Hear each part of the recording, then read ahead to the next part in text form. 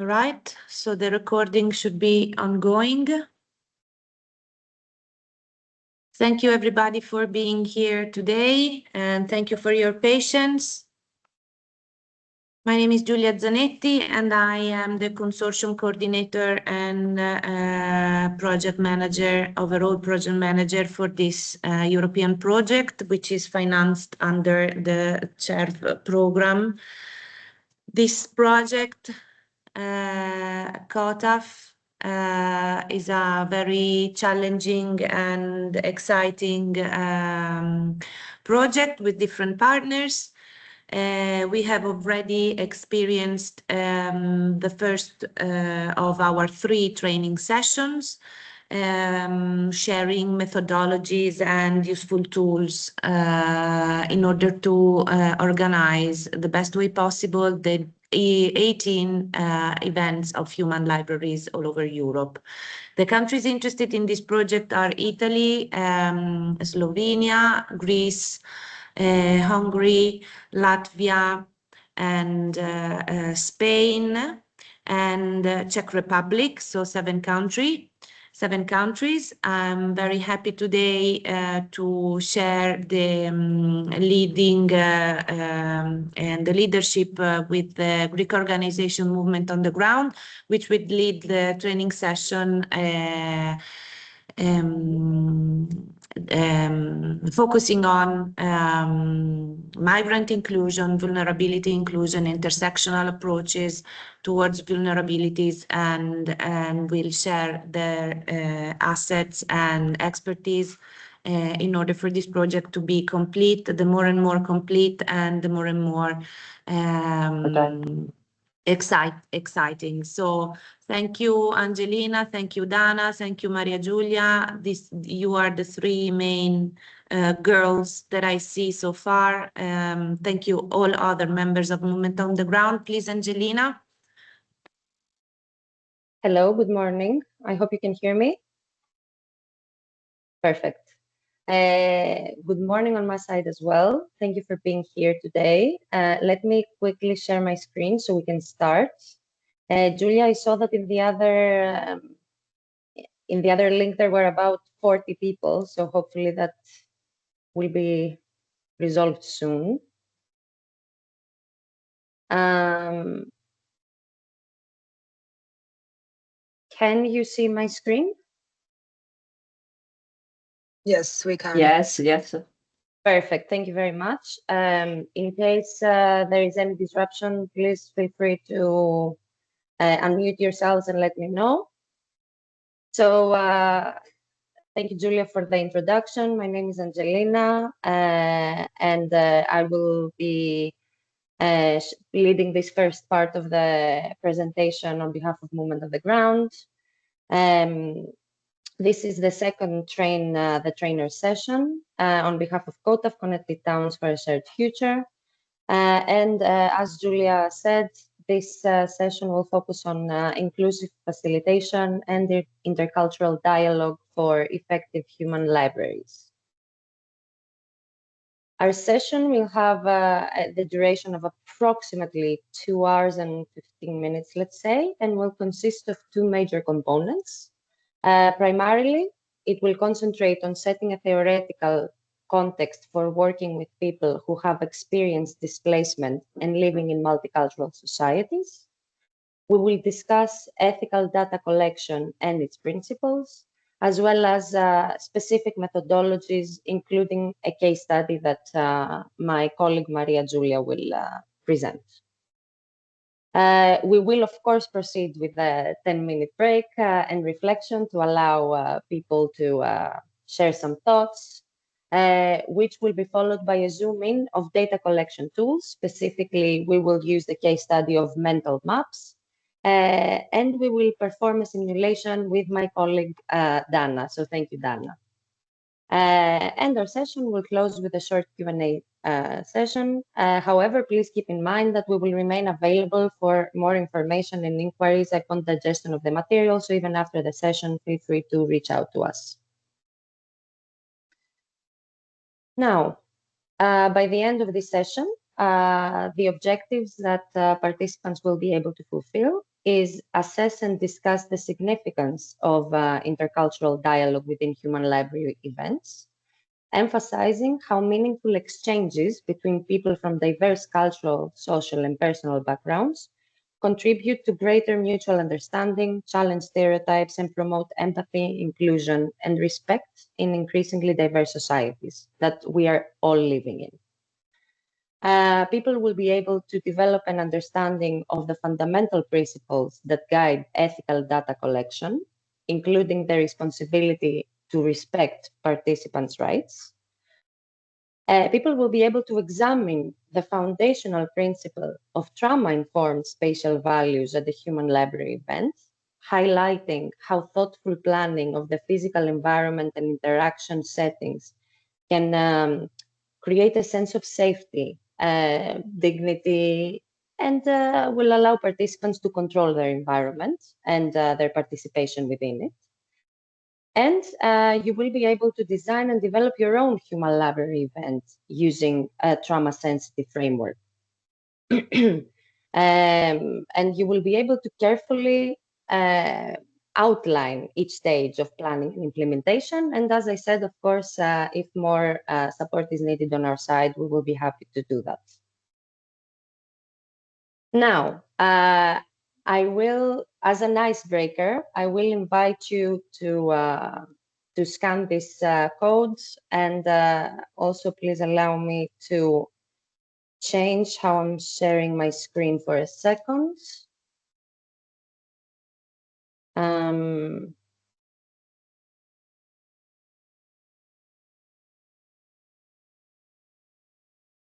Give me 1 second, please.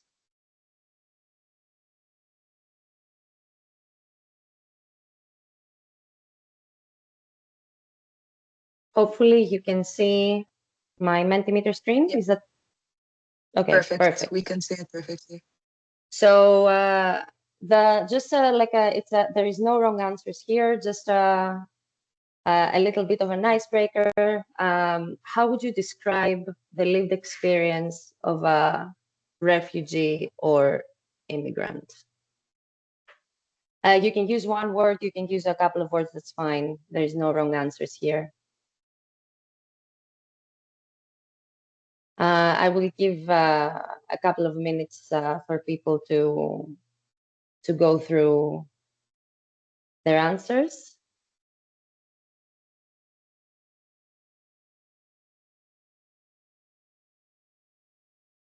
I think we're already starting to see a pattern. Heavy, instability, change, difficulties, traumatizing, uncertainty, very difficult, long drawn transition.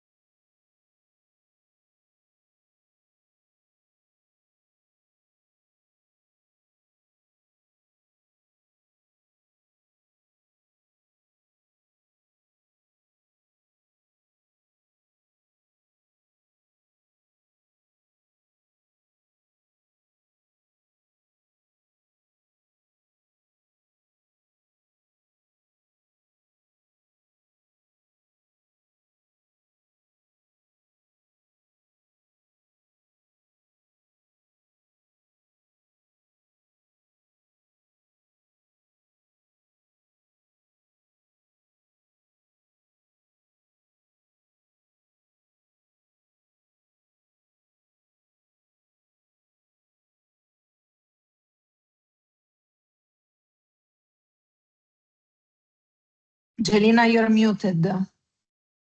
Okay, perfect. Sorry. Thank you for letting me know. As I was saying, we do see some people who have decided to discuss New Hope, which is true. However, as we can see, most of our answers are clustered around fears, around trauma, difficulties, long journeys, uprooted, uncertain, inhumane, hard work, fears, difficulties. So I'm very happy because I can see that resilient, which is very, very true.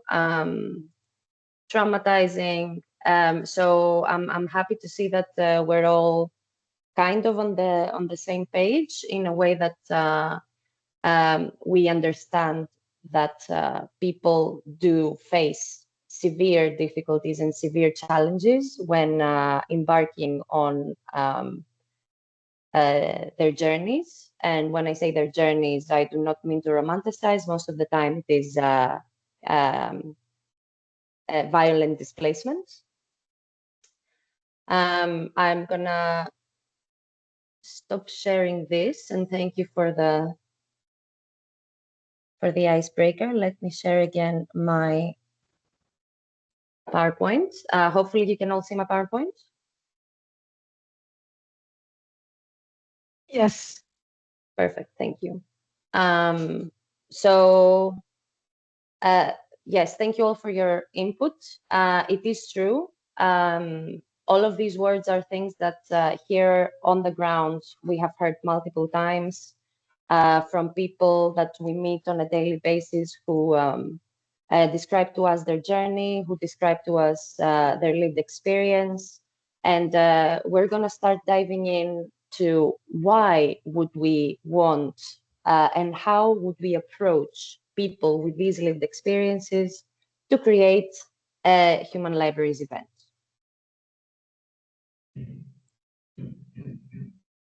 However, let's start off by setting some theoretical context, as I said before. So who are the people we're talking about? According to the 1951 Geneva Convention, refugees are people forced to flee their own country and seek safety in other countries. They are unable to return to their own country because of a well-founded fear of persecution due to race, religion, nationality, membership to a specific social group, or political opinion, or due to armed conflict, violence, or serious public disorder. Many of them have been forced to flee with little more than the clothes on their back, leaving behind their homes, possessions, jobs, loved ones, and any other thing that you can imagine. And they may have suffered human rights violations, been injured during a fight, or seen family members or friends killed or lost.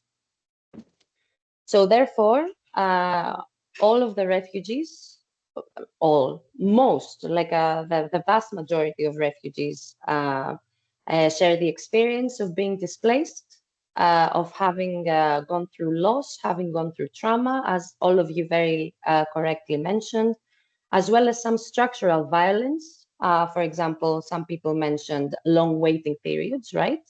That can cause chronic distress. It is important also to note that there is the typical misconception that people have that all of the refugees have been part of a war-stricken country. That's not true. As I said, there are multiple different reasons under the Geneva Convention for why a person is a refugee. Now, however, as we said, we are dealing with people who have an experience in displacement. So we're not talking only about refugees, we're talking about migrants who are individuals who cross international borders by choice rather than in response to immediate threats, such as persecution, even though it may also be influenced by very complex conditions, including environmental disasters, extreme hardship, extreme poverty, famine, etc. Their movement is typically motivated by factors such as employment, education, family reunification, and amongst other reasons. However, you can, I think you can sense in my tone a little bit of a gray line, in the sense that I understand that I already said that people cross international borders by choice. However, as I said, many people are faced with extreme conditions such as extreme poverty or famine. Of course, there are many groups of migrants that we are well aware of, and they have really different incentives. For example, a university student leaving to go to a different country to attend university is very different to the migrants from, let's say, the Balkan countries following the destruction of the former Yugoslavic government who left their country due to the highest possible hardship and unemployment rate. So you can see that we are talking about multiple different groups here. So even though there are difficulties for said students, we understand that people leaving their countries due to a devastating unemployment rate are probably faced with imminent poverty. Therefore, it is mostly that group of immigrants that we will be talking about, as we said that we're going to bring into the conversation vulnerability and displacement, since both those immigrants and refugees share some challenges when sharing their lived experiences. They probably face challenges to discuss their journey.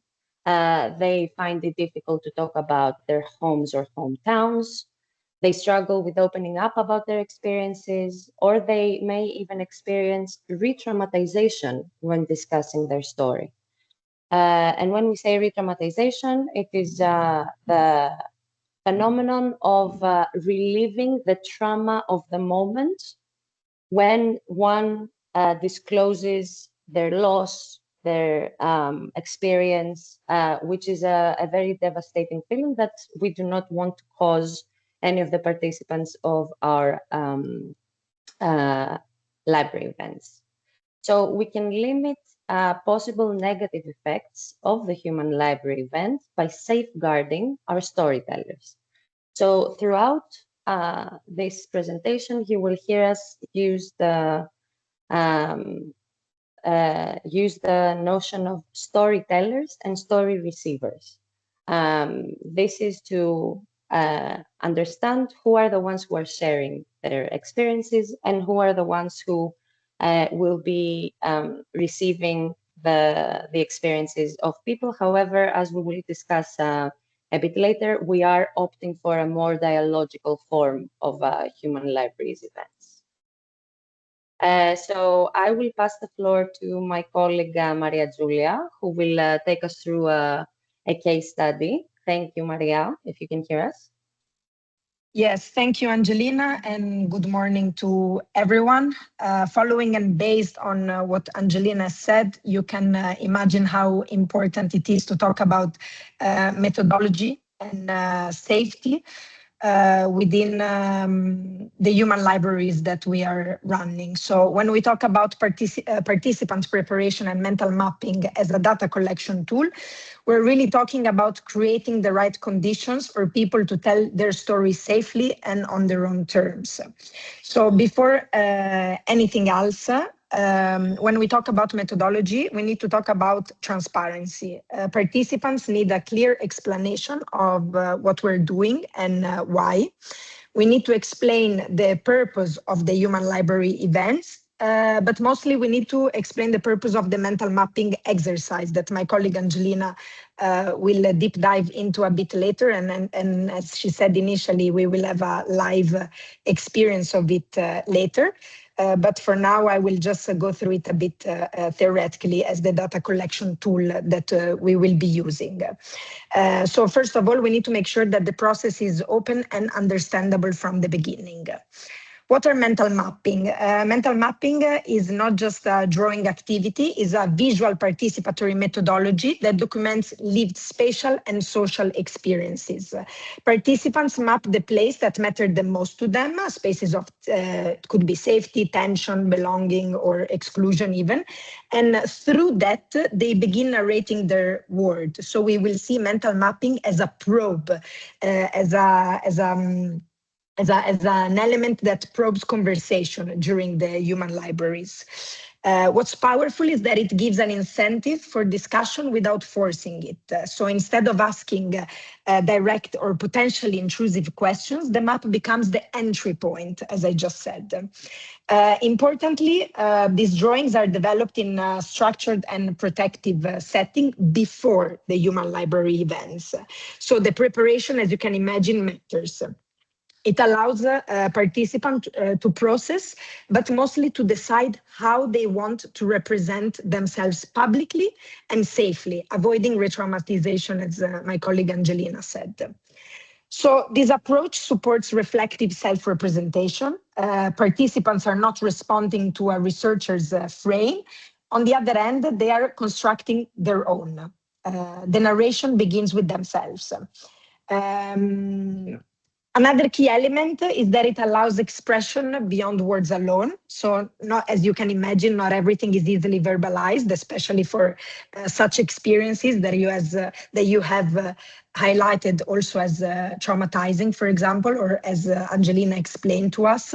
So it's very important to go beyond the element of narration as we only know it verbally, but that we use elements such as drawing to draw experiences that are complex, emotional, and sensitive.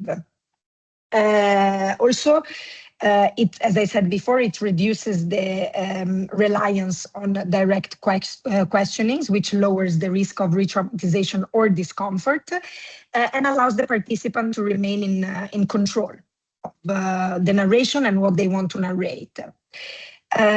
So the mental mapping, as we are talking and using it, is not just a technique, it's not just a tool, it's part of an ethical positioning. It centers agency, care, and self-representation within the data collection process. Angelina, please, next slide.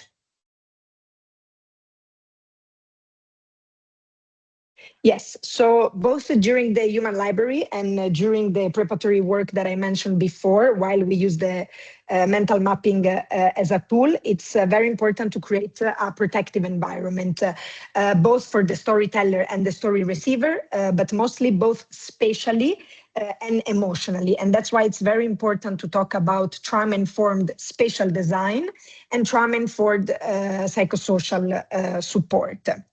Psychosocial safeguarding.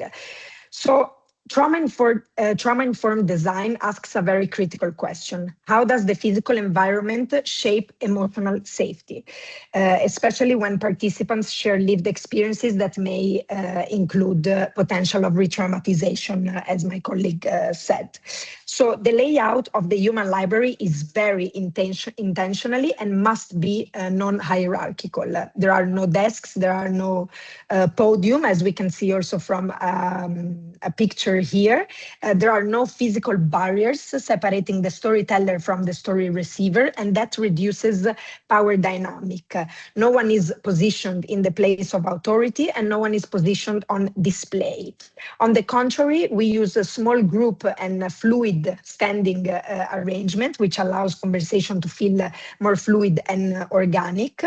Participants can enter and leave, and interactions will feel more natural as a consequence without the pressure of a rigid setting structure. As you can see also from the picture, it's very important to display mental map collages around the place, as I said before, as visual prompts. They serve as a mediator in the interaction. Rather than putting the storyteller directly on the spot, attention shifts to the map. to the drawing, to the symbols, to the color, and the discussion can unfold from there. We're very careful not to structure the event in a way that forces anyone into performance. Storytellers are not required to present in front of a crowd. That's why the setting in this specific way. And story receivers are not required to ask direct or confrontational questions. Again, the map serves as a prompt. So as we can see, the format as such allows engagement without exposure, which is very important. The availability of water and snacks is intentional, of course. It signals hospitality, a warmer environment. It shifts also the atmosphere from a formal research setting type of thing to more of a shared social space. And importantly, which shouldn't be underestimated, the freedom of movement. Participants, as I said before, can step in and step out, take a break, or reposition themselves within the space. So to conclude, physical autonomy reinforces psychological autonomy. Next slide, please, Angelina. As I said before, in addition to spatial design, we also emphasize trauma-informed psychological safeguarding within the human library. This means that we don't treat the dialogue as something that simply just happens. We actively operationalize trauma-informed principle in the way conversations are structured and facilitated. From the beginning, we clearly framed the human library as also as Angelina said, as a participatory, using a dialogical format. Engagement is not casual, but it needs to lead into structured conversation. So from the beginning, participants understand that this is a shared space of exchange and not an interview or a performance, as I said before. We also want to recognize that the roles of storyteller and story receiver are dynamic. They're not fixed identities. As the conversation unfolds, reciprocity might increase. The person listening may also want to share, and the person telling may also want to ask questions. So this fluidity reduces the hierarchy and reinforces the mutuality. Safeguarding measures, as I said, are intentionally implemented to protect narrative agency and emotional well-being. Participants maintain the control over what they share and how deeply they go. Again, mental maps as a prompt. Psychological safety is prioritized. This must be very clear for everyone involved, not only for the storyteller. And as Angelina said, our core aim is to avoid re-traumatization. We avoid the probing, confrontational, or too emotional questionings. We maintain the focus on the dialogue, on the exchange, and not on the exposure. So we have different roles in this shared space to maintain these safeguarding principles. The first one is having a facilitator. So the facilitator plays a critical role in the structure. Facilitation is active and not passive. We observe both verbal and non-verbal cues. And when inappropriate questions or behavior occur, it's very important to set immediately boundaries very calmly. There is no hesitation in protecting participants. At the same time, redirection must be gentle. The goal is not to shame, but to restore a respectful engagement. Psychological safety measures extend, of course, beyond the event itself. We hold the pre-event preparation sessions so the participants understand the format, their agency, and the rights within the space. We establish clear behavioral guidelines for everyone involved, even better if those guidelines are exposed in a written format, so we are transparent and everyone can read them. But most of all, respect is non-negotiable. To conclude, after the session, of course, we offer debriefing opportunities to allow participants to process their experiences, reflect, or recalibrate if needed. To conclude, overall trauma-informed psychological safeguarding is not an add-on. It is embedded in the structure of the dialogue itself, and therefore in the structure of the human library. It ensures that the storytelling remains an act of agency and not a vulnerability without protection. Thank you very much, Maria.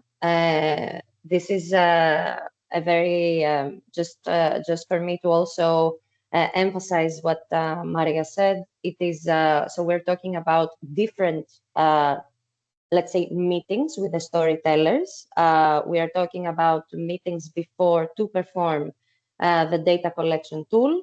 We are talking about creating a visual representation, which can be in the form of a mental map or other tools that we will go over a bit later together, that creates an incentive for discussion and puts the storyteller in the position to choose what are the topics they would like to include in their mental map, right? And also, just to reiterate the importance of the facilitator, as Maria very correctly said, it is active facilitation. So there is observation, there is some discussion guiding if needed, but also we need to be able to include trained staff. For example, here we do have trained staff, and we do train staff who perform such data collection here in Greece with refugees and migrants, because it is extremely important not only to have active facilitation on the spot, but also to have a wide network of collaborations for referrals. As you can imagine, things may come up. Some people may show some distress during discussions or during creations of pieces, and we need to be able to refer them to the right services, whether they are for psychological support, psychosocial support, or anything else they may need. As it is extremely important to be able to respond to certain needs, apart from on the spot and in the moment, being able to support our participants in relieving their distress. So now let's go a little bit let's say not deeper, but just to understand the lens that Maria has been using in discussing the methodology. The trauma-enforced lens is placed within the ethical data collection in order to prepare for intercultural conversation during a human library event with people from a vulnerable background. Ethical data collection involves gathering information through transparent, lawful, and fair practices that respect individual rights and safeguard people from experiencing distress while sharing their life stories. There are some preventive steps that we can take. As we said, we prepare the human library product prior to the event. This offers, the piece offers an immediate icebreaker, like we had in the beginning, to have a conversation on the topics that are already selected. Of course, we obtain informed consent from all of our storytellers, and we are very transparent on the use and publication of materials, which we will also follow when we're preparing for our human library events here on Lesbos and Athens in Greece, making sure that people understand not only how the data will be used on the day, so let's say an exhibition type space where they will be invited to discuss their lived experience, prompting the piece that they have created, but also the creation of a platform and how people will be able to access that platform. So the wide crowd that will have access to their stories. We should also be able to perform data minimization, What does that mean? It means that we should be inquiring only about data relative to the event rather than general data, which can limit the possibility of re-traumatization. We keep using that word, but it is very important in cases of people with from a vulnerable background, let's say. If, for example, someone has decided to tell their story of crossing borders, this is what their piece is about. They have decided to use that as their incentive. We do not need to ask them whether they have lost their loved ones in the war, for example. We do not need to start inquiring about a different experience rather than border crossing. We should also encourage people to take the lead in storytelling through guided exercises or focus group discussions, which we will look at and perform here in this session. Since these are methods that allow the storytellers to minimize data themselves. So it's not only the fact that they are allowed to lead their stories by picking the topics they would like to include themselves. It's that we also rid ourselves of the duty to further inquire. We allow people to choose their topics, to be in that powerful position, let's say, to choose the topics they would like to discuss, during the live library events. As we said, it's extremely important to train staff, as they will be, they may need to monitor people should they have any reaction of distress or disclosure of abuse, and know the available referral pathways. And also we conduct data collection in safe environments. Now, there is a great question that arises. Why would we go through all of this to have a human library event with refugees or migrants? Why is it important? It is extremely important. Primarily, as we said, this whole session is dedicated to discussing intercultural dialogue and inclusive dialogue in multicultural societies. So primarily, in order to have such an intercultural dialogue, to be given the chance to hold an intercultural dialogue, will help us to battle xenophobia. We will manage to slowly start creating an environment where we can celebrate cultural diversity, where we can challenge stereotypes, which are the basic principles of improving integration and having socially cohesive societies, as there are more than 120 million displaced people globally at the moment, more than 120 million. And we can understand that multicultural societies is not a foreign notion to any of us. We all live in multicultural societies. So we want to be able to start creating a dialogue and understanding how people can connect on different levels, what kind of possible communal experiences they may have. So xenophobia, as we know, it is the fear of what is foreign to us. So when something stops being foreign to us, we stop being afraid of it, right? So we need to start creating such conversations. We need to start challenging the limits of intercultural conversation.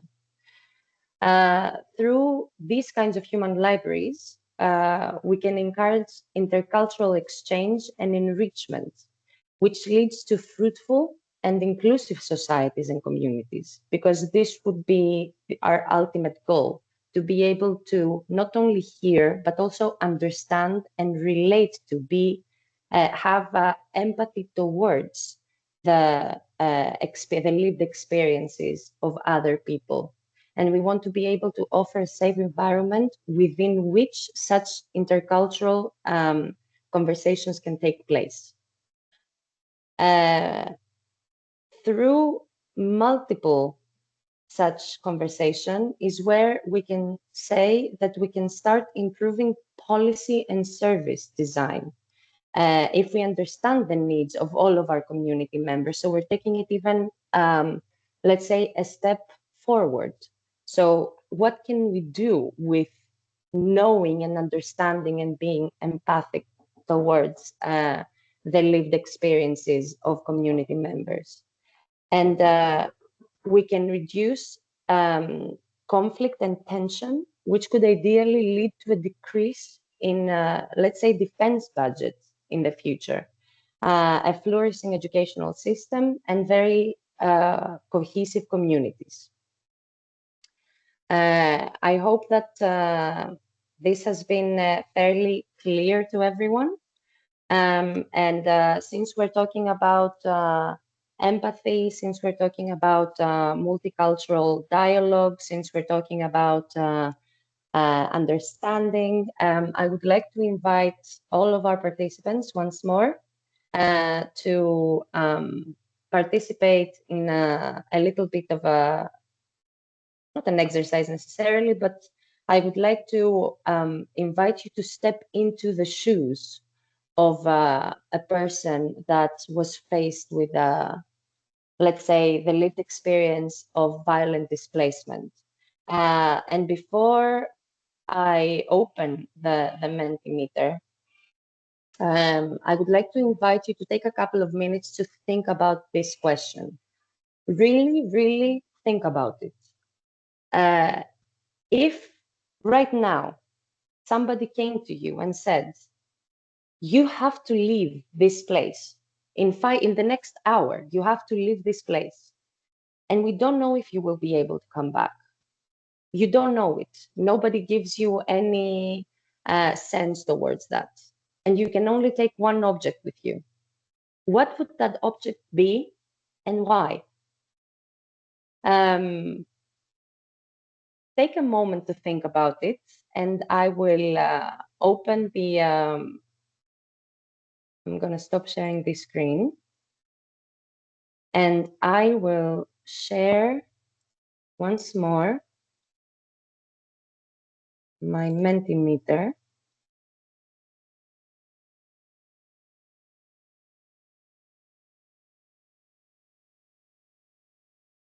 But please do take a few minutes. I would like to give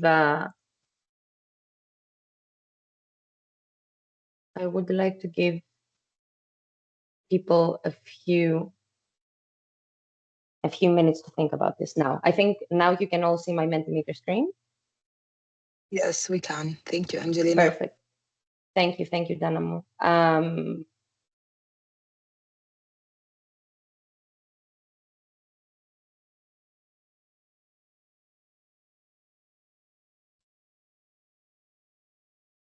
I will leave this open, and I do want to give a good 5 minutes to see what people are saying. Please do take your time. Do try to understand what it is that we're talking about when we're saying empathy, when we're saying we need to be able to try to understand sensitive trauma response mechanisms. And this is just a way to be able to put ourselves in the difficult position of thinking something that is very, very far away from our own experiences at the moment.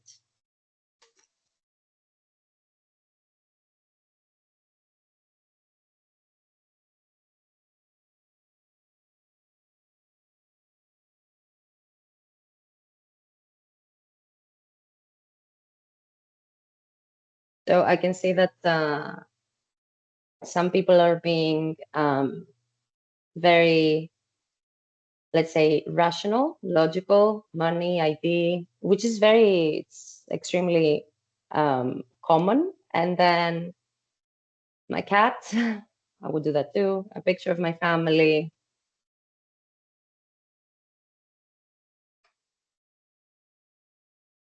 Yeah, photo album.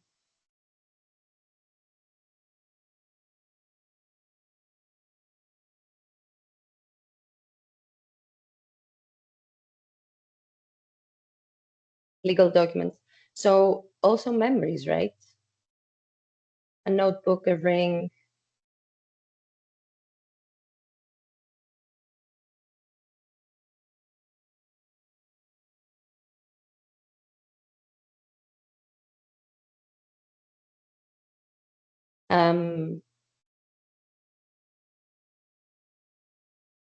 I will give a few more minutes, but I would like to take you back to the beginning also of this session when we discussed what you think the experience of a refugee or a migrant is. How would you describe it? This is why this is like a follow-up question to that. This is to try and create the let's say sensitive environment that we are opting for in order to understand how would we go ahead and create a human libraries event with people from such a background. Why would we do it? Why is it important to do it? And why would we take all of that time in order to create, let's say, the ideal, not ideal, but the appropriate conditions within which we can have this intercultural discussion. I hope that this first part of the session where we set up the theoretical context has been helpful, where Maria also went through part of the methodology as well. Once we get through with this, we're gonna have a short break, and we're gonna come back with the second part of the session where we're gonna dive into what are mental maps, what are mental life maps, what are mental city maps. So as I said, in our objectives, you will be able to perform at least those two tools of data collection methods. And the fact that we're going to also perform a simulation with my colleague Dana, who will walk us through her mental map, and also some examples of mental maps from here, because we have, this is a tool that we use a lot in our integration academy in Lesbos. So I'm just going to have a final look of the Mentimeter. I do see this, let's say, vast variety between being very practical, so money, passport, documents, clothes, all the way to a more sentimental understanding of a picture of my family, a notebook, a ring, you know, a totem, etc. So thank you very much. I hope this actually has been helpful. I will give participants, I think, about 10 minutes, maybe a little bit less, to 12:10, let's say, sorry, 11:10 for you. And let's take a break and take a breather, maybe try to do a little bit of a reflection, and let's meet back here in, okay, let's do 11:12 to give some time. Do you think that's okay, Julia? Yeah, sure. Thank you very much, Angelina. And as I mentioned in the chat of this meeting, please, for all the participants and all the guests, we really care about having you up to the end of the meeting. So please stay connected and get back to the meeting after the break. For us, it is very important to have you up to the very end, because your participation really demonstrates the importance of this project. So please do not leave the room. Let's all have a coffee and then let's come back all together. Thank you very much. Yes. Sorry, Julia, just to exactly. So let's give 10 minutes. Let's be back by 11:15 to give people some time to have their coffee. And as I said, we will be taking, of course, we will be happily taking questions at the end. So also, if you would like to take some time to write your question in the chat box, and we will make sure to gather them all and take them at the end. Thank you very much. Okay, see you in a few.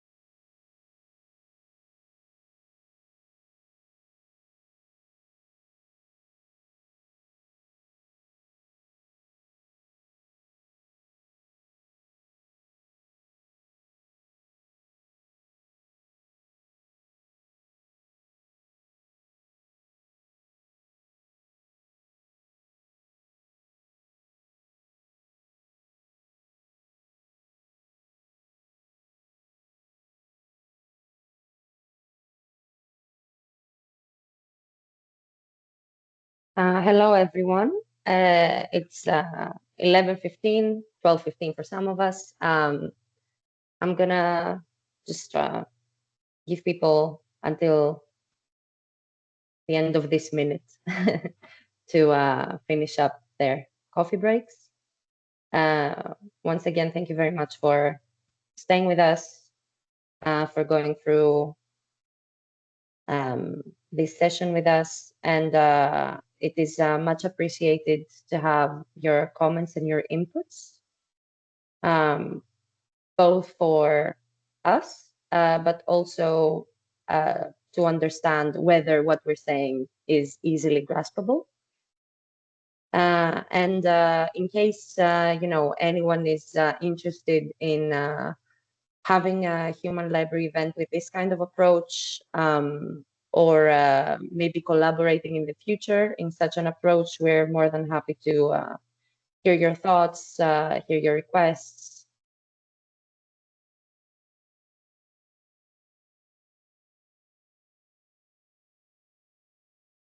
Can you see my screen already? Yeah. Yes, we can. Perfect.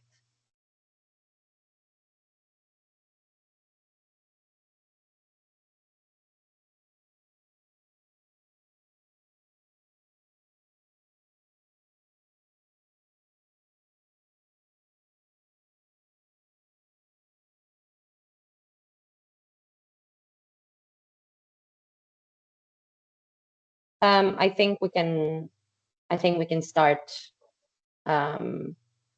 So hopefully people are here, people can still hear me. I'm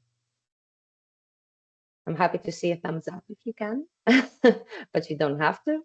Thank you, Dana. So right now we're gonna dive into the data collection tool, just to summarize a little bit what we went through setting up the theoretical framework, understanding why this is important, understanding what is our approach when performing this.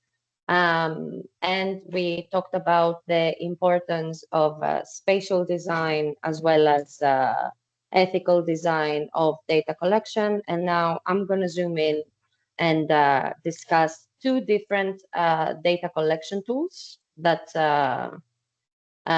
can be used. Just to note that these are data collection tools that are envisioned in, let's say, urban planning and cultural geography, initially by David Lynch, but have been used multiple times since the 19th century, both by geographers, cultural geographers, but also psychologists, social scientists, and as mental maps are a way that allow people to reflect on themselves and understand their own experiences. So what we are doing here is not just creating a piece that will allow our storytellers to set their story, to set the perspective of their story, and to determine what topics they would like to discuss as their lived experiences. But it's also a chance to give people to reflect on themselves and understand how they perceive their connections, themselves in this environment, themselves after being through really difficult situations. So even though we're going to talk about mental mapping at the moment, there are multiple other data collection tools that can be used to create a human library event. And I'm happy to give more information to anyone interested. But let's start off with this one. We're going to talk about two different mental maps. One is the mental city map, and one is the mental life map. How do they work as data collection tools? How can we use them? So to start off with the mental city map, the mental city map is a tool that allows us, and when I say us, I mean the story recipients to get insight on people's personal connections with a new place. Which features they recognize as a potential home, which features they recognize as a potential community. And it helps people to draw a connection between places they lived before and where they live now. And allow for a very fruitful intercultural conversation. So it helps us understand how people with experience of displacement perceive local landmarks and culturally significant sites through their eyes. So it allows people who have come from a different place to talk about their connection with the local place, which, as you can understand, is a conversation which can also intrigue local people. It can create incentive for intercultural conversation. So a mental city map is mostly connected to place. It is mostly connected to, let's say, spatial features and understanding of belonging, which places invoke which emotions. Now, a mental city map is a great way to engage in conversation about the different ways that people perceive themselves. It is a type of reflective tool that encourages people to examine their own personal trajectory. So all people, of course, but here we're talking about the storytellers mostly. So it allows storytellers to explore important moments of their life or life decisions and use it as a driver and incentive for conversation. It also explores common and different life-changing moments between storytellers and story recipients. Finally, we should also consider that it allows people to engage in cross-cultural exchange concerning life experiences with respect and empathy. As we have mentioned before, these tools allow storytellers to pick their topics they would like to probe or to discuss. So we could also say that one of the rules of the Human Library event could be to not probe storytellers about topics not touched upon at the mental map. However, that is up for discussion. It's just, you know, a way of thinking how we can frame a Human Library event. Now, how would we go on to create a mental city map? As we said, it is about exploring personal connections spatially and sense of belonging. So these are just a set of directions that we use here. So upon showing you the set of directions, I will go on to discuss some examples that were created by participants from our Integration Academy here, based in Lesbos in Greece. So we're asking people to think about the city and our own experience of it. The city in our case is Lesbos, for example, but it can be any city. You can even start reflecting yourselves about your connection to your city. So even local, this is even helpful and practical for local population. Because when we say city, we do not think about the whole city, right? We're thinking about specific places and areas of the city that mean something to us. Then we invite people to think about the characteristics of such places. Here I have some specific examples. For example, things that we can ask people to think about are places that they use a lot, from, you know, your job environment all the way to a shop you go to a lot, or a bar, or a restaurant, or a bench you like to sit on, or a street you walk down every day to go to your job or take your kids to school. Place that invokes some kind of a feeling. So a place that reminds us of our childhood, a place that reminds us of home, a place that makes us feel good, that invokes feelings of happiness. that invokes feelings of safety. Or on the other hand, it can also be places that make us feel unsafe, places that we avoid on purpose, places that make us feel sad because we have connected them to a specific event that took place there. So there is a really long list of things that we can probe about depending on what we want to be the outcome of this conversation. And also, we need to make very clear to our participants that they do not have to necessarily answer all of the questions. As we said, apologies. As we said, we are allowing participants to take the lead in guiding this conversation. So this is something that would take place as a data collection tool prior to the human library event. So this is where we are creating the piece, the art piece, let's say, even though it's not art that we are judging, right? To create the piece that will be the visualization that will be the incentive for conversation during the live library event. So upon presenting people with a wide list of possibilities, we ask them to write down a list of these places and then go ahead to connect them somehow, to draw their mental city map, meaning a representation of place which is formed through our own experience.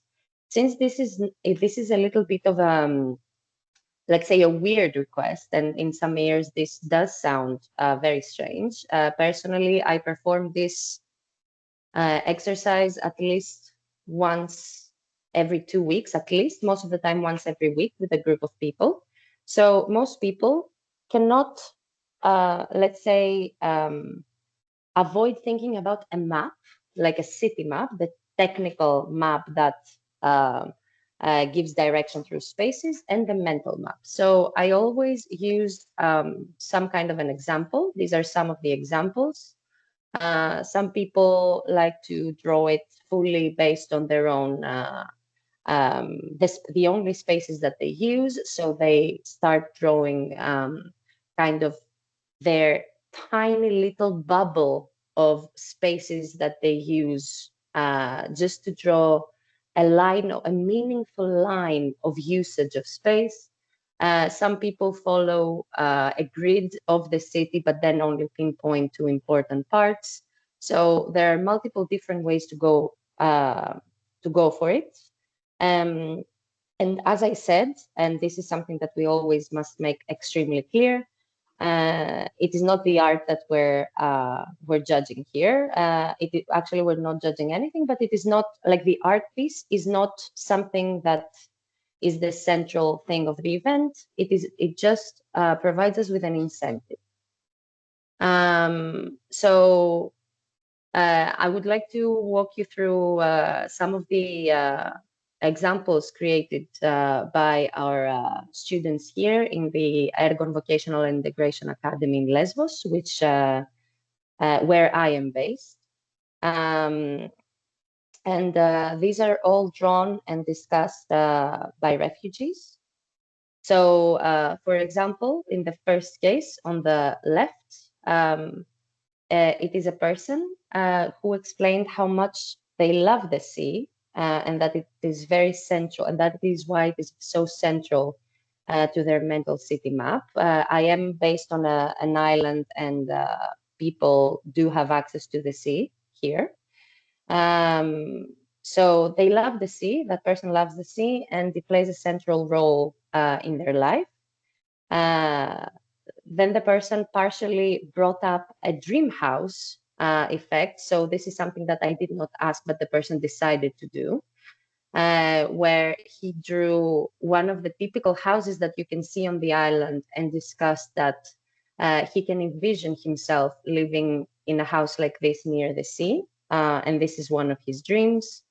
The discussion revolved around the isolation of walking around the city just to go from his work to the shop, but always walking by the sea, which is something that gives him a sense of hope, gives him a sense of integrity, and gives him a sense of strength, since he's a person that arrived by boat here as a refugee. So this is something that he created, this visual representation, and then we had a conversation together where I kept notes of what he said. On the same day, this is why I put them together, the person on the right, it arrived, it was during the same session, and this person discussed that he arrived on the spring, and he was extremely happy because he could see that the island had a lot of greenery. It had a lot of gardens, it had a lot of flowers, a lot of plants, which was extremely important for them, because he revealed that he's a gardener by profession. And walking around the city, one of the only things that helped him feel better, especially in the first days that he felt very isolated, were the many different types of plants and natural elements that made him feel like home, that made him feel familiar. So you can see a little bit how such things, how like this drawing incentive would give incentive for a really long conversation. Now I'm also just giving you, very, very, let's say, quick and small notes that the people have allowed me to hear in the very limited time that we have together, since most of the time I will be performing this with a large group of people. Apologies. So this is a drawing also by a person, a lady, not from the same group. This person gave great attention to religion, which plays a central part in her life, as well as the sea that makes her feel connected to her home, as a person who is from a country in North Africa. So she discusses that promenading is something that she feels very connected to with her city, since she thinks about the sea as a huge body of water that if she would be able to promenade on it, to walk on it, she would be able to reach her hometown. So she feels very connected to her city when she walks by the sea. And as I said, she uses, like she prays in the church every morning, as this is where she hopes that she will find hope in. So you can see these are just very, very quick examples to understand what mental city maps look like and how they can work, how they can facilitate conversation. So questions like, which place do you use the most? What does it mean to you? Why would you choose to draw this place? Why is the sea such a prominent element in your drawing? These are all conversations that you can imagine during a live library event. They can create a really good conversation structure. So I'm gonna move on from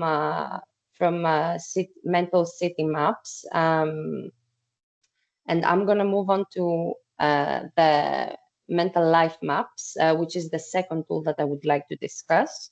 I do not necessarily see the chat right now, but I am happy to take questions in the end. Let me. Okay, perfect. Sorry, I see it. Yeah, I will take questions in the end for all data collection tools. So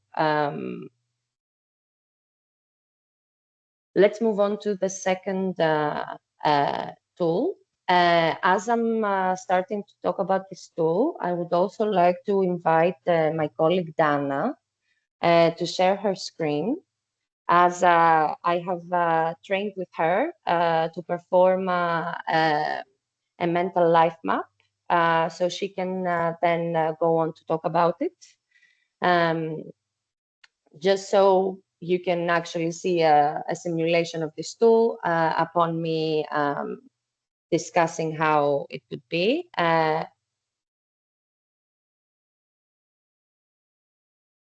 I can see your image, your screen, but can people still see mine?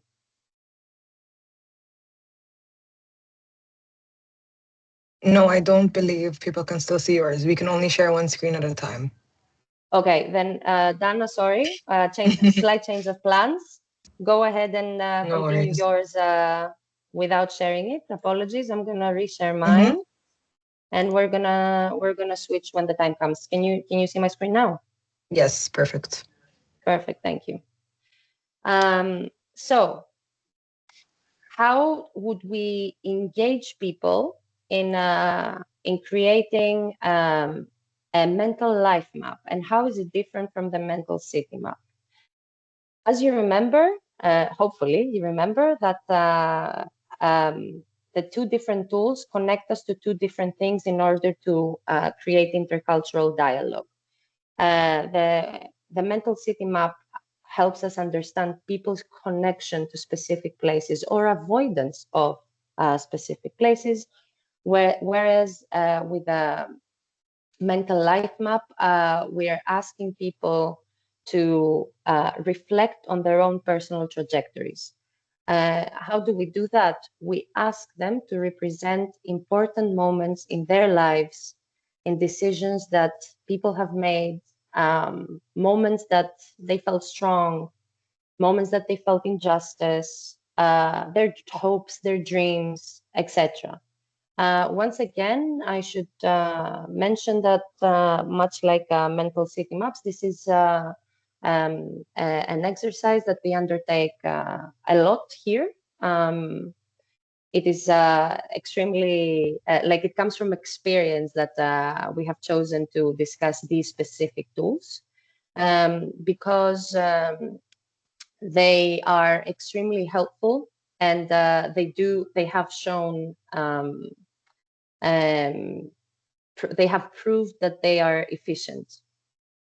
So, as I said, we're asking people here to reflect on themselves, and specifically, much like the mental city map, we are providing people with a list of questions, again, mentioning here that people do not have to answer all of the questions. This is not like a checklist. It is an incentive for for people, for our storytellers to use as an incentive for getting to their result, for creating their mental map. So some of the questions can be, who are you? What do you think are your most prominent characteristics? For example, we can even add here, if we were to ask your best friend to describe you in 3 words, what words would they use? What is your story? What are the moments that make up who you are? What changed how you see the world? What are the key moments that your perspective pivoted and realized that what you thought was right is not, what you thought was the best thing to do is not, and you changed your mind? When did you feel like you grew up suddenly? What changed how you see the world, as we said? What was a time when you wanted to say something but you couldn't? And why couldn't you? What was it that stopped you? What was a time when you felt very strong or very weak? When was the time that you felt injustice? We can also, draw the questions depending on who we're working with. As we said, this is a tool that can help us work with vulnerable populations in general. So in my case, I would, when working with refugees, I would also add what are some moments that you felt very sad? What are some moments that you felt very angry? And then move on towards the future. How do you envision your future? How do you envision going off from here? How do you envision yourself in 5 years, in 10 years' time? And then again, even though you can see that my questions could be all inclusive, what people come up with is actually a list of what they want to discuss. So these are some examples that I use to explain to my storytellers, you know, how some people have decided to discuss these issues. So, for example, some people can decide to just use a specific year, or even a specific month, or even a specific, you know, hour in their life, and just concentrate on that experience. That's completely fine. This is what we mean when we say we're giving our storytellers the power to decide what they want to talk about. Some other people can just tell their whole story from, let's say, birth until today, or from birth until 10 years in the future, starting now. So this is 100% up to them. As we said, we're only using this as an incentive for discussion. So I would like to discuss some of the mental life maps that people have presented us here with. I understand that maybe some of this is not very easily legible to you, but I will walk you through it. And I'm going to start by explaining how I have asked my participant, the storyteller on the left, who is a lady from Cameroon, who is a refugee, as she was persecuted due to her sexual orientation. Being a lesbian in Cameroon is something that is punishable by death. So even though she escaped the country, her children were held back by her partner. She had a very difficult journey, but when she came to Greece, she managed to find a job and meet a community that accepted her for the first time in her life for who she is. She didn't have to hide herself anymore. What I'm saying is not my perception, by the way. It is her words that I have noted down. I felt like I met a community that accepted me for who I am. I did not need to hide anymore. I started going to school because I need to learn how to write and be able to write to my children messages. I hope that very soon I will make enough money in my job to start making enough to start sending my children some of the money. And I would like those to be, I would like those to be accompanied by short messages from me. She also shared that she envisions herself as part of the community here in Lesbos, like the local community, and she hopes to bring her children to Greece as well, as she feels that this is a safe environment for her and her children to grow up in. So this is a different way of understanding. It's not necessarily a city map, but it is a way of this woman discussing her own lived experiences. She's the one who decided to discuss and to disclose her sexual orientation. She's the one who decided to discuss the fact that she had children and that she wants to be able to send some monetary support to her children. So you can understand that this is 100% what she decided to base the conversation on. Now the one next to it, this is on the same day, by the way. This is why I have chosen actually people who have done it on the same day, because I want to be able to demonstrate that even though I gave the exact same directions, the people decided what they're going to depict, 100%. So completely different outcomes based on the exact same directions. So this man on the right is from a family of 7 brothers and sisters, a young man from South Sudan that the father left them when they were very young. So him, as the oldest boy, as the oldest son, he had to leave school to be able to work and raise his little siblings and support their mother. When the family could no longer afford food, as the eldest son, he had to leave and find a way to send back some money. His proudest moment is when he got good grades in his trainings here in Ergon, which is our vocational and integration academy, because he thinks that because he got good grades, that would help him find a job and help him find a house. He envisions in the future not only to be able to send money back to his family, but he hopes to be able to bring all 7 of his brothers and sisters and his mother to Greece, because he would like to be able to offer them a life with dignity. He discussed the difficult life back at home as a child working, trying to support his mother. And he also expressed a deep sadness with the fact that he never managed to finish school. He was an elementary school student when he had to give up and start working.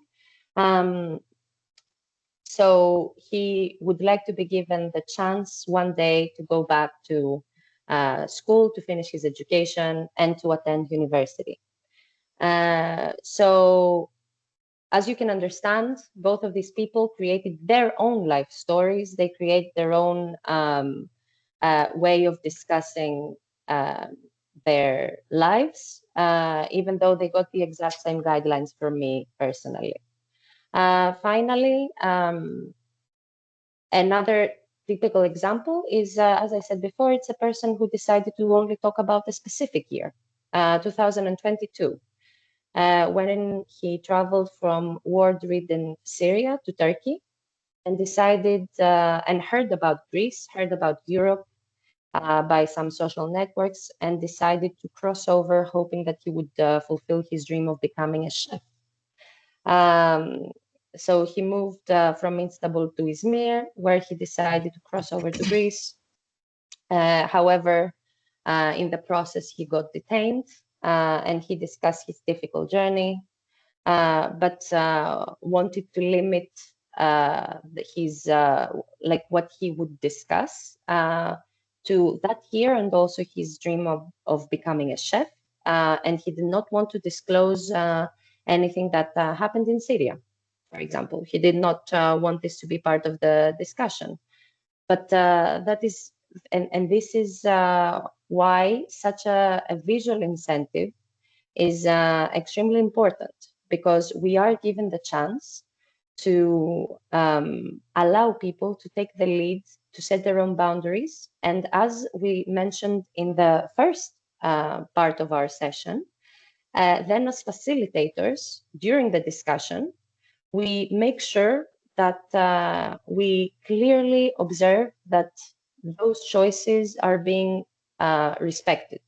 So there is no probing about completely different things, as long as we have set our boundaries that, you know, the drawings are what guide us and lead us through the human library event. The drawings, the collages, whatever the means that the person decided to use is what allows us to touch upon specific topics of lived experiences to create intercultural connections. I did not want to showcase more of the of the examples from Ergon. However, if people would like to see more, I'm more than happy to share. We have anyway depersonalized everything. There are no data sharing that there shouldn't be. And I think at this stage, I'm going to allow my colleague Dana to share her screen. And Dana is actually, just to give, because we said transparency is very important, I will be transparent with our participants here, with our stakeholders. Dana did not know how to perform this method up until a few days ago, where I told her that I will just share with her the guidelines, as I did with all of our participants, with all of our storytellers. So she did not have what you have right now in this session, the examples. She did not have that. The examples of the other people who have created it. So Dana, can you, I can even stop sharing I will switch off my camera so I do not take. Can you see my screen though? Space. I can see your screen, but I can see my face in it. So maybe people do not want that. So I can hear everything. So Dana, the floor is yours. Perfect. Thank you everyone for joining us, and thank you Angelina for the lovely description and also the great examples of showing how the mental mapping process is really, really integral. So maybe I can walk you through a little bit of my journey or my own mental map that I've created. So the way that I decided to approach this was to take a significant life-changing moment, which is a journey across to freedom in Lesbos. So this all starts, of course, at home. So I remember standing in the doorway of my home and looking at the door with my little sister's hand in mine. I look at the door, I close it, and this is really the moment where I realized it was beyond return. The country was already completely war-ridden, and we needed to leave and to flee to safety. So we made our way from home, which was always a safe space, a space that holds a lot of memories, a space that was not perfect, but was ours, and we owned it. So we make our way to the bus stop, and at the bus stop, there are so many people carrying bags, luggages, so loud, so chaotic. People are moving fast. And I kept checking if my sister was beside me because I didn't want her to see my own fear. I remember thinking, if I stay steady, she'll stay steady. And I realized in that moment, I definitely felt older than I was. So in general, this place, this bus stop for me marked a lot of uncertainty. It was the moment that I understood I could not control what was going to happen, but only my next step, so the next foot forward. And here I see, like you can see, I created a deviation because that's the moment where there became a before and an after. So there was a threshold to be crossed. So from the bus stop, we made it to the port. I don't really remember too much about the port because it was so chaotic. I just remember setting foot on the boat and making sure that my sister was with me. The boat for me was quite, I will never forget that place. It was quite a difficult space to be in. The smell of fuel, the cold air, the silence, the unbearable silence as my sister squeezed my hand. I just remember staring at the horizon when the boat started and thinking, God, please just help us get there. So this, what you can see here, this boat for me really represents survival, pure survival, no labels, just really trying to keep someone you love alive and to make sure that you can go to safety. Here I see another deviation, or I wrote down another deviation, which was reaching the shore. So we safely made it to the shores of Lesbos, and another threshold was crossed because I realized that the whole boat ride I had just been holding my breath. So safety does not always mean celebration, kissing the ground beneath our feet.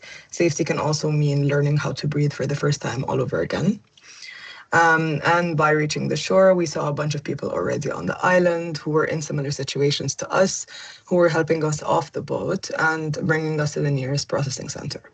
So the processing center for me was quite a neutral space. it was when my human experience and all this whole difficult journey took me from being a human to a number, unfortunately. And in that, there was a lot of bureaucracy, a lot of processing, a lot of making sure of different safety measures and making sure that we became a file in a system that was overseen by a larger system. So all in all, long lines, bright lights, paperwork, numbers being called, and a lot of information being thrown at you that you needed to understand so you could quickly handle, and also realizing that I don't need to only handle it for myself, but also to handle it for my sister. So following the whole experience at the processing center, we walked outside to get some fresh air. It was sunny outside, the weather was beautiful, it was springtime. And on a bench nearby, I saw a young mother with her child, or what seemed like it. And they seemed like they were also from a similar North African country than me. So I approached her, and it was a very, very pleasant experience. I introduced myself to her, she introduced herself to me. We shared a very quiet moment of understanding between us. She offered me water, I offered her some candy that I had from my sister, and we laughed about how confusing this situation is. And for the first time since leaving, I felt something soften. This was a soft moment where I could feel that shared sense of solidarity and safety. From that, there was another deviating moment, which was this woman that we had met invited us to share her tent with her, because at the time she did not have stable housing. So this was another unsafe situation that we were on one hand super grateful for, but on the other hand, it wasn't stable, it wasn't private. But after we arranged our bags carefully, we really created a small corner that felt like ours. So for my sister as well, who was much younger than me at the time, I told her we were camping, and I tried to make it feel temporary. But to be very honest, it made me feel completely uncertain about what the next step was and how I was going to find a home. So the tent really represents dignity in small acts, because even without control, we also had solidarity, and the feeling of community can out-trump any instability that we might have had at the time. The next step kind of jumps, because there was a lot of blank moments between the instability moment of living in a temporary home and finding our apartment for the first time. So through the woman that we had met, who already had some community members on the island, we were able to find a home altogether. So actually throughout the whole journey, we remained with this mother and her child, and landed in an apartment. And I just remember receiving the key to an apartment. I just held it and looked at it for a very, very long time, because it wasn't perfect. It had a door and I could lock it, which means that click of the door just meant safety to me, that I could once again create something from nothing. And once again marked another before and after moment. And I feel like this is what really ties in the whole story together, which is that there was a lot of befores and after, and there was a lot of not knowing and now knowing through doing and experiencing. Then I'd like to highlight another big milestone, which was finally getting my younger sister to start school again. So as a six-year-old, it was really important for me to get her, like my sister was 6 years old, not myself, but it was very important for me to get her to re-enter formal education, for her to gain some sense of stability as if life is moving forward. So at that point, after we had established our permanent home or a more stable housing situation, my sister was able to start school. And I just remember the excitement on her face coming home from that first day of school. So excited to have made new friends, so excited to have seen people who look like her, who talk like her, who feel familiar, who feel safe. Since Lesbos was obviously accepting many, many, many people who were in the same situation like us. And of course, another deviation, which is also the realization that although we are building a new life here, there are so many different streets that we can walk down that are completely unfamiliar, that feel completely foreign, where people look at us strangely, where the sentiment is not necessarily the most positive. And also realizing that we are just grateful to be here. So there are many moments of unsafety or vulnerability that I felt walking down the streets as well, knowing that I had to take care of my sister, and realizing how unfamiliar and foreign everything felt, like I had never experienced before. So having to experience many different first experiences, like doing something for the first time, was challenging, overwhelming, and made me feel quite insecure about how I was handling the situation. However, of course, all roads don't necessarily feel unsafe, and there were certain roads that felt extremely safe and extremely comfortable, and one of those being the road just down from our apartment that led to the nearest grocery store. It was a little shop owned by some refugees and migrants themselves from another North African country. And the first realization and that first like sigh of relief the moment I walked in to buy our groceries is when the man behind the cashier started speaking to me in Arabic. And that was just a big signal for me that I can trust this person, that I can speak to them. And it's not necessarily that others that don't speak my language are not relatable or are not safe to be around, but to hear my own mother tongue being spoken at me in a completely foreign environment did make me feel at home, did make me feel a sense of belonging. And I could really just relax and be who I was, even from before, not just the version of me that was after. So from our grocery store to feeling like life is somewhat complete, there's still a long way to go, but at the moment, it just seems like the most positive thing that I can keep focusing on is one step at a time. So taking that piece by piece and making sure that each part of our constellation of life is addressed. So making sure that we can create a sustainable pipeline for our future, while also taking into consideration all of these different milestones that we have already gone through. Danamo, thank you very much. I would like to ask you. I felt like as you were talking about this journey, and you mentioned your sister, you mentioned how important it was for you that she starts school again, that you kept looking back to make sure that she was there. How was it to have another person with you, to not go through this alone? I felt like you have both feelings of huge responsibility, but also a little bit of happiness. I think you're completely right. It's definitely both. So in the beginning, I want to say in the before, it felt more of a fear and more of a burden than anything. And then in the after arrival, it felt like a source of grounding. So, I mean, my sister, she's a piece of me. And at the same time, it just made me feel 10 times more comfortable to know that I have this piece of me with me, that I haven't lost everything, if that makes sense. It makes complete sense, I think, and it resonates with most of us here. May I also ask about this encounter that you mentioned? You decided to mention this one encounter with the lady that offered you water, and you offered her candy, as you said. Why did you pick that one encounter? What was so special about that one encounter that you decided to mention it as part of your life map? For me, it really just marked that another threshold, which was that first interaction that made me soften my hard exterior. Because thus far, until that point, I was in full survival mode. I was full in, let me do what I need to do to make sure that we are in the best situation possible. The moment I had that connection with that woman, or at the moment our eyes locked, and that simple act of generosity was offered, I felt everything in me soften.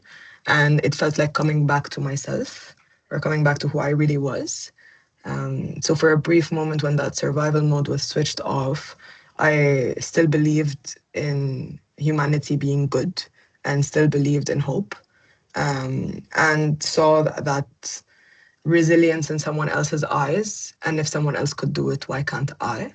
So it was very empowering to also have that interaction with this woman who definitely had gone through a similar and even if not more challenging journey than mine. So it just put a lot of things into perspective, that simple conversation.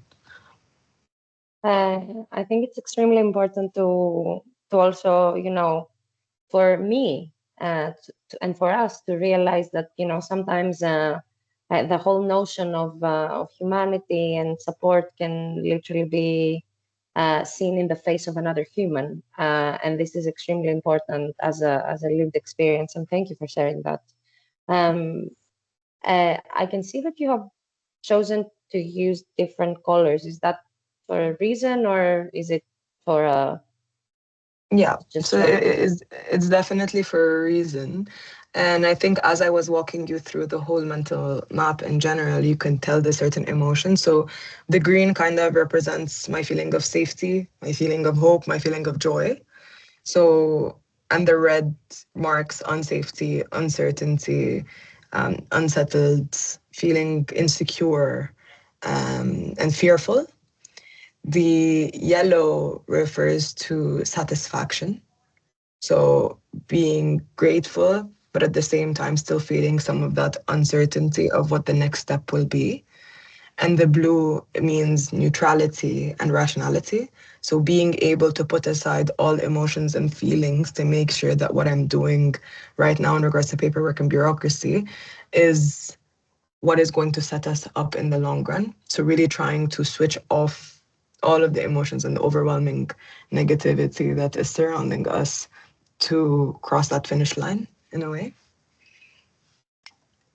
Yeah, no, that is completely understandable, and thank you for sharing. And I know that you haven't necessarily included that in your mental map, but you like your representation is very respectful of what you said in the end, that we take things step by step, and I can also really relate to that.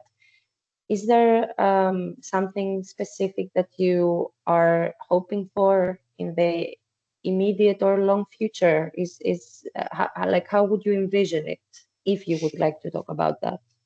Well, back in my own home country, I used to be a seamstress and had very, very big dreams of becoming a fashion designer.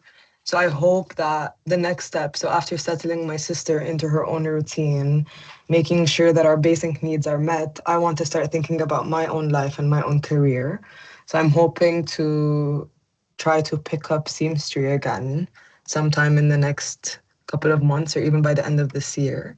And to really get my future back on track, I want to seek opportunities. I want to know that I can build a life here, even if it means starting from point zero again. Thank you so much, Dana, for everything that you've shared. I do not have, I mean, I can, you know that I can probe you for the next 5 hours, but I'm not going to do that. Thank you very much for all you shared. I just wanted to take a moment to digest this mock mental life map that Dana performed. This is, as you could see, the reason why it was important to do this simulation is because you can, first of all, see how a person decides to set up their own mental map. I didn't know what Dana's, and being very transparent here, I didn't know what it looked like before. I saw it for the first time along with you. I didn't know how she would decide to talk about it. I didn't know what kind of route she would decide to take. But as a facilitator of this conversation and as a facilitator of a human library event, if this was to be displayed there, I did not deviate from what she had given me. I did not inquire things about back home that she decided not to discuss too much, apart from the first couple of sentences where she gave us a little bit of an atmosphere of what happened and why she left. And I minimized the data. As you remember from the beginning, we talked about data minimization. We did not necessarily want to inquire about more information than what is already given to us, because we do not want to risk re-traumatization. So what I'm doing now is I'm trying to apply the theoretical framework that we set up in the beginning. I allowed her and I encouraged her to lead this conversation. She's the one who had created this, so she's the one who ought to be able to take the space to present it, take the moment she needed to discuss it. So our storyteller, in this case Dana, takes the leadership, and me as a facilitator, I do not probe to re-traumatize. I do not probe to cause distress. I only probe to understand our possible common points of reference. Some things that I can understand are, for example, me as Angelina, having a sister, having a younger sister, being responsible for your younger sister. So that's why I probed about that, because I felt empathy for that. I wanted to understand more. This is a common lived experience, even though Dana didn't know it and I didn't know it. So we create an intercultural conversation, in this case, a mock one, which was very short. But if we go back to what we were discussing previously and what my colleague Maria presented to us, you can imagine that during a human library event, there would be multiple conversations happening at the same time, including multiple storytellers and multiple story recipients. So there will be no spotlight just on one person like we did with Dana right now. So Dana, thank you for that. Thank you for doing it. There would not be 100 eyes on one person. It will be a dialogical experience of a few people listening to one person, maybe probing along with one facilitator, of course, and understanding that will create an intercultural conversation which is inclusive, which gives people who come from a vulnerable background the agency to create their own narration, to guide their own stories, to guide us through their own stories, and a good, I hope, a good context within which we as story recipients, as facilitators, can create fruitful intercultural conversations that can possibly lead to more, as I said, to more cohesive societies, to a more inclusive social structure, and in general to a more an environment where people from different cultural and social backgrounds are respected and can be part of a dialogue.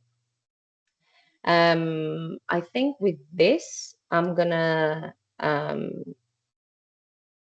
close what I was saying, just because I would like to give a good 15 minutes to take some questions. Feel free to write them on the in the chat box as well. As I said in the beginning, we're more than happy to take more of your questions upon the digestion of the material.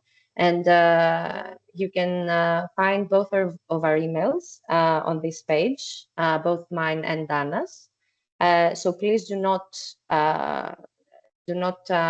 think twice to reach out. We are here to support you in creating inclusive dialogues in human library events or in other events as well. Let's, enrich our network of collaborations in general. And now I'm gonna hush myself and allow for questions if there are any.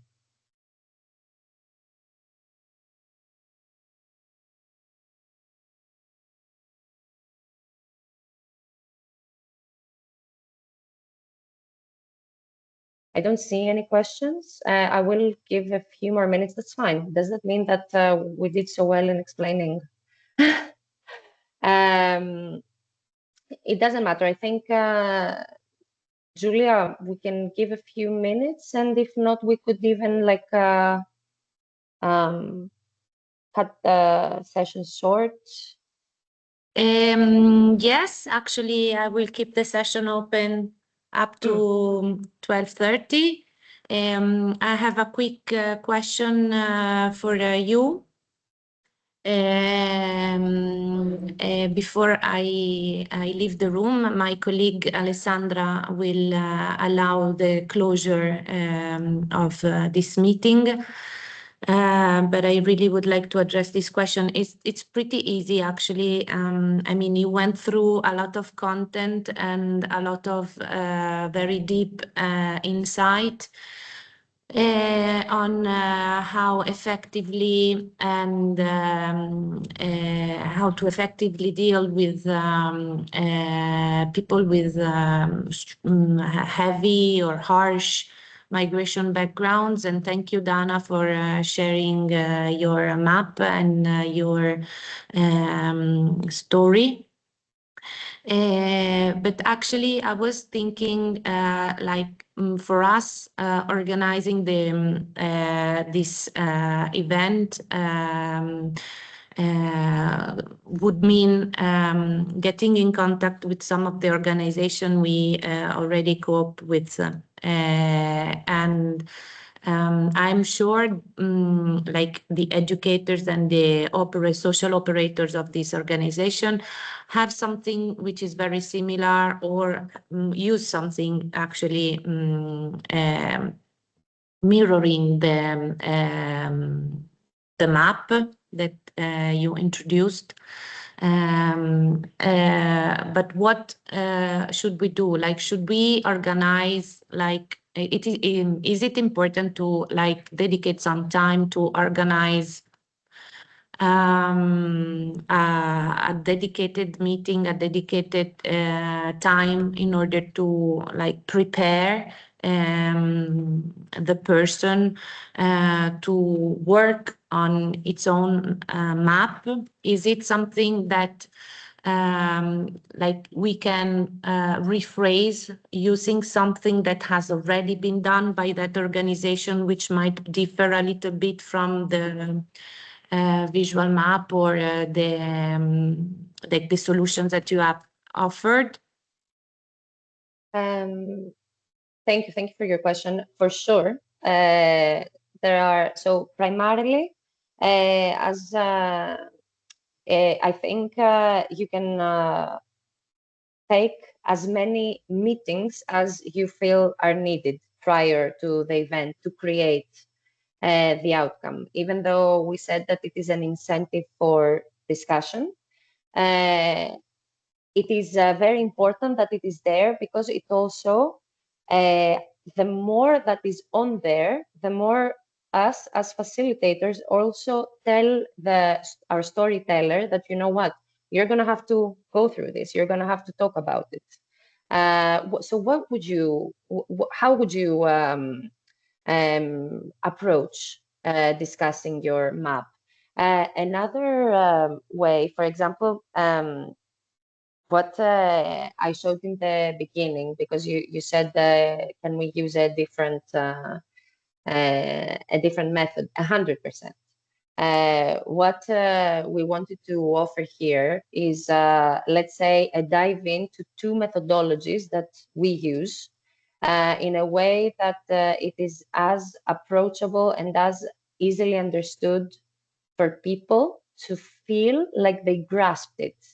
There are hundreds of ways to approach this. And for example, because I also used to do this with children, one of the methods that I used with children, and not only me, many people, is the one that I asked you to do before the break. What object would you take?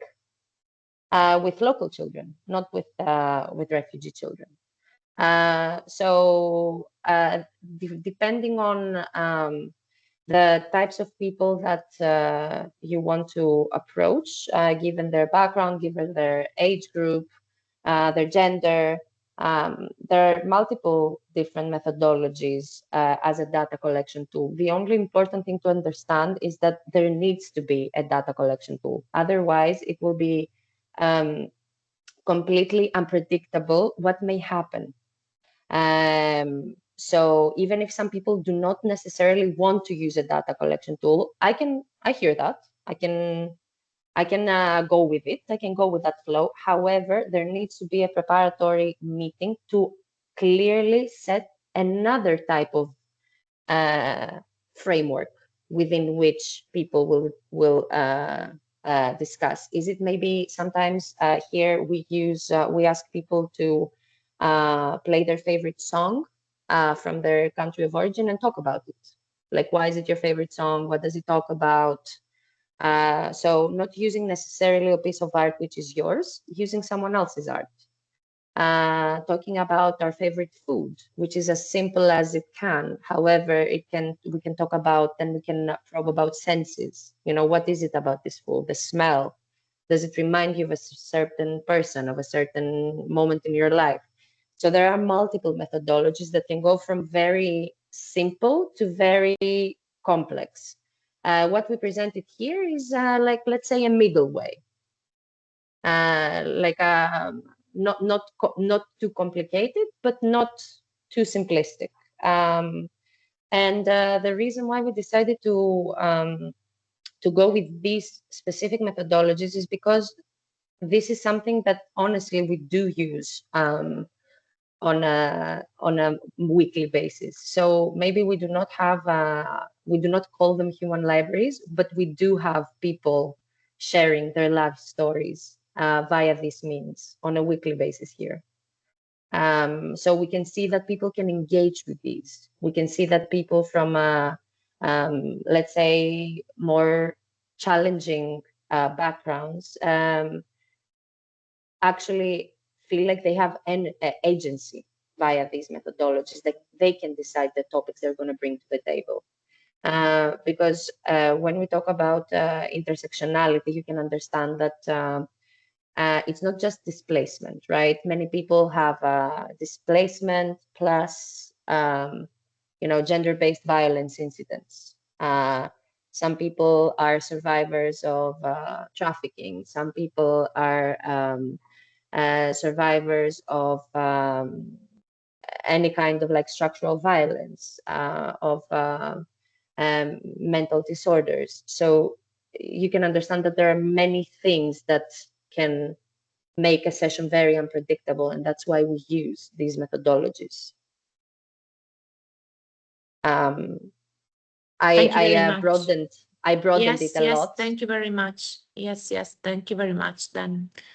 So sorry, I really wanted to listen to your answer, and I'm very sorry I have to say goodbye to the audience, but Alessandra is here and she will take care of closing officially the meeting.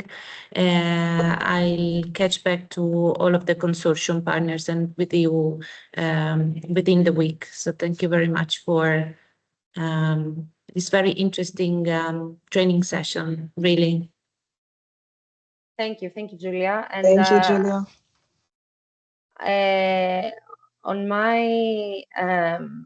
On my side and from Movement on the Ground, I would like to thank all of you for taking the time to being with us today. I will, of course, remain here until the end of the session. We have another 5 minutes to go. I'm happy to take questions, but I fully understand that maybe you need a little bit of digestion. I spoke about fairly like let's say heavy maybe concepts. So and also shared some mental maps that may have invoked some heavy feelings for people. So thank you for remaining here. I will stay for the next 5 minutes. Dana will stay with me. and I'm more than happy to take any questions, but I do understand that maybe some questions will come after digestion of the material. So I will drop my email here and Dana's email. I will drop them in this chat. Also, in just case... to add with Angelina, as you can all see in the chat as well, if you don't find any questions or want to rehash the material of the training of trainers, you can find the slides and the report of the training sessions on our website at www.cotafeuproject.info by the end of the month. We hope to also ping you or send you a message when we have them up, so you can check them out, download them. You can feel free to view the material and share it with colleagues that you think this might be interesting or useful for. And yeah, once again, like Angelina said, if you have any questions after this, please don't hesitate to contact us. Okay, I'm gonna mute myself now because I think everyone has heard too much of my voice already. But I will remain on the line until 1:30. Thank you very much all. Thank you. Thank you, Angelina. Thank you, everyone.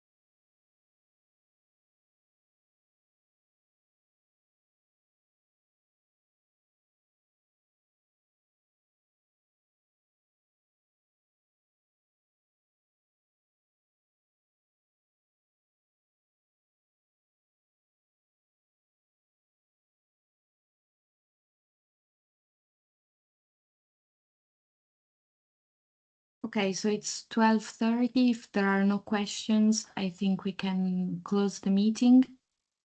Thank you everybody for participating.